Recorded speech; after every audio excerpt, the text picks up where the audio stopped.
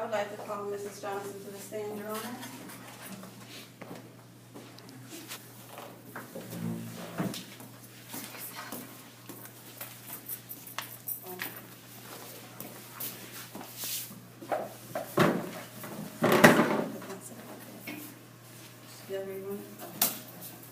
Can you please state your name for the court? Yes, Mary Johnson. Ms. Johnson, can you tell the court where you went to college and what degrees you've had? Yes, I have a master's in engineering from Columbia College, along with a master's in business from the same school. I have a bachelor's in communications from Cornell, and I also have an associate's in criminal justice from Everest University of Jacksonville. Okay. Can you also tell the court what positions you have held within companies prior to Digicom? Yes, I was an investment underwriter for Landstar Systems. I was an accountant for Fidelity National. I was a business intelligence analyst for Reynolds & Reynolds. And I was a search marketing strategist for Web.com.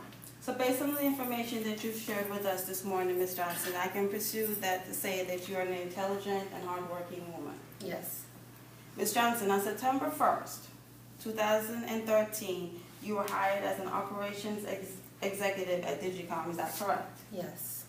Is it true that you were to become the president of Digicom after the merger took place and Bob Garvin retired? Yes. Okay. On Monday, when you were introduced to your subordinates, did you recognize anyone? Yes. And was that man Tom Sanders? Yes. I would like to point out to the court that my client recognized the defendant, Tom Sanders. Okay. Upon hiring at Digicom, did you know Mr. Sanders? Yes. When was the last time did you see Mr. Sanders prior to September 1st? It had been over 10 years. Had you spoken to Mr. Sanders in between that time? No.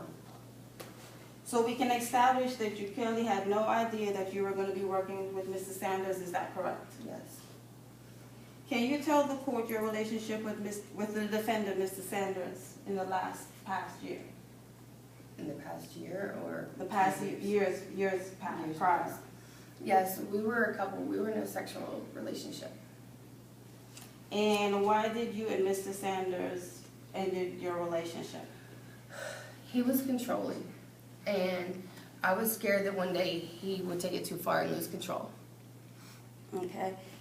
Would you like a moment, Ms. Sanders? I know this is going to be difficult. I'm going to ask you a previous of difficult questions. Just take your time. If you need a moment of recess, please let me know. Thank you. On September 1st, you asked Mr. Sanders to come to your office for a meeting to discuss problems with the Digicom new advanced CD-ROM drive. Is that correct? Yes, that's correct. When the defendant came into your office, was he angry? No, not that I can tell. Okay. Were you drinking a glass of wine? Is that correct? Yes. Mr. Sanders joined you also in drinking wine also? Yes, he did. Do you regularly drink a glass of wine after a hard day's at work? Yes. So basically we can say that you know what your limits are. Yes, definitely. All right.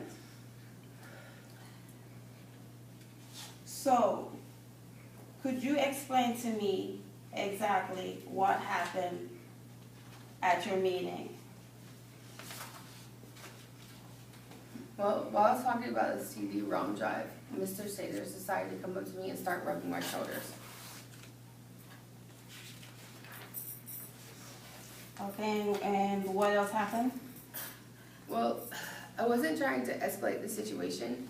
After we had discussed the problems, I was going to ask him to leave my office. Okay. Who is Miss Ross? My assistant. Did Mr. Sanders resume rubbing your shoulders once your assistant saw your assistant? No, my phone rang and it was actually a co-worker asking about the CD-ROM drive. And what happened after you got done with your phone call? We began discussing the problems again with the CD-ROM. As your conversation progressed, did Mr. Sanders step closer and closer to where you were sitting? Yes, he did.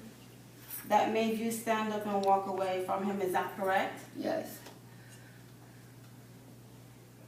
Do you need some water, Ms. Sanders? Are you okay? Yes, please. Thank you. Thank you.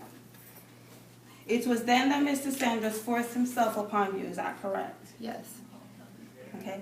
Can you please tell us exactly what happened? Like I said, I know this is going to be very difficult for you to go over that evening events, but just take your time.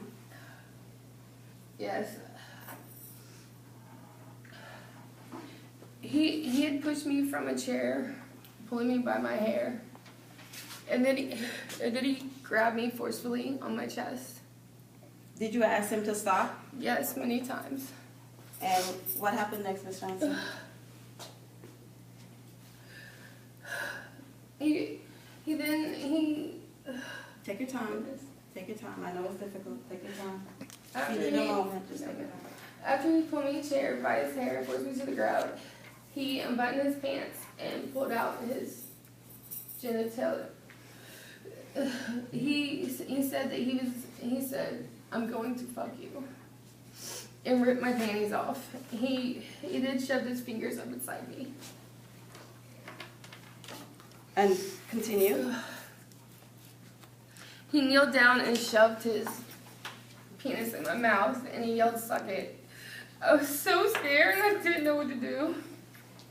Your Honor, I'd like to take this moment to introduce evidence number 221, and this is also her underwear that was ripped by Mr. Sanders. Was this submitted into evidence? Yes, Your Honor. You agree with it? I haven't looked at it. Chain of custody is any evidence that is to one side must be shared with the other as well. This was not shared with me, therefore it's inadmissible in court. This is my point. If you guys had an opportunity to see these. That would be a negative, Your Honor. Okay. Therefore it's inadmissible. What we'll need to do, we're going to continue